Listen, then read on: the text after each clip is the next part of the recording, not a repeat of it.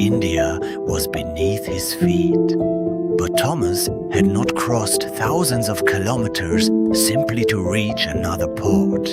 He had come to speak, to teach, to witness, and to begin a story that would survive for centuries.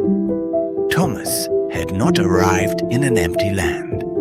India was already part of a vast commercial world. Along the Malabar coast, merchants came and went. Ships carried spices westward. Goods arrived from distant civilizations, and people from different worlds met here. The very world that brought merchants to India's shores also created something else, a crossroads, a place where languages met, where ideas traveled, where news could move from one civilization to another. Somewhere among those merchants walked a man carrying no army, no treasure, no political authority, only his testimony and his faith. We cannot know every conversation Thomas had. We cannot reconstruct every face that heard him. But the ancient St. Thomas Christian tradition remembers something extraordinary. Thomas began proclaiming Christ on Indian soil. Some may have listened and walked away. Some may have questioned him. Some may have returned the next day. Because every great movement begins with something incredibly small.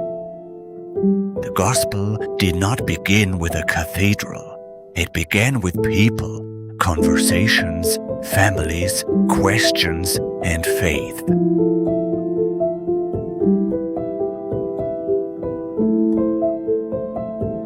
A message spoken by one man can disappear, but a message carried by a community can survive generations. According to the ancient tradition of the St. Thomas Christians, Thomas's preaching began to gather people around the new faith. Families, merchants, ordinary men and women, people whose names history would never record, but whose faith would become part of a remarkable tradition. The faith did not remain confined to one gathering. Tradition remembers communities appearing in different places along the coast, small Christian groups, separated by distance but connected by the same faith. And from these beginnings emerged a tradition that would later remember 7.5 churches associated with Thomas. But why 7.5? The phrase sounds strange to modern ears, yet within the tradition of the St. Thomas Christians, it became a way of remembering the places connected with the Apostles' mission. The exact historical details remain debated, but the memory itself endured. Tradition associates Thomas with communities at places remembered as Malyankara, Palayur, Kotakavu, Kokamangalam, Niranam, Nilakal, and Kolam. Together, they became part of the memory of India's ancient Christian heritage. And then, the half. Tradition remembers another place, a community whose story became part of this unusual expression, 7.5 churches. It is one of those details that reminds us that traditions are not always preserved like modern records. Sometimes they survive through memory. These were not magnificent cathedrals. There were no towering domes, no marble monuments, no great Christian empire stood behind them. They were simply people meeting, praying, remembering, and passing their faith to their children.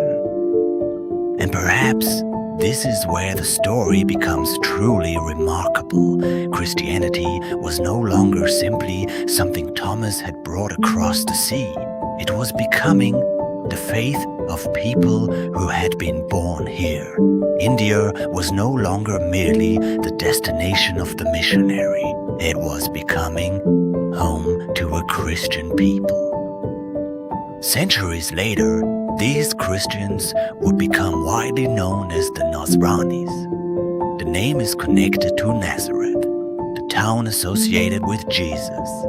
In the ancient world, identifying followers of Jesus as people of the Nazarene carried a powerful connection to the one they followed. They were Indian Christians, but they also carried a name that pointed directly back to Christ. A man had crossed the sea, a message had crossed cultures, and now a community was taking root. But the hardest part of the story was still ahead. Because communities are easy to begin and incredibly difficult to preserve.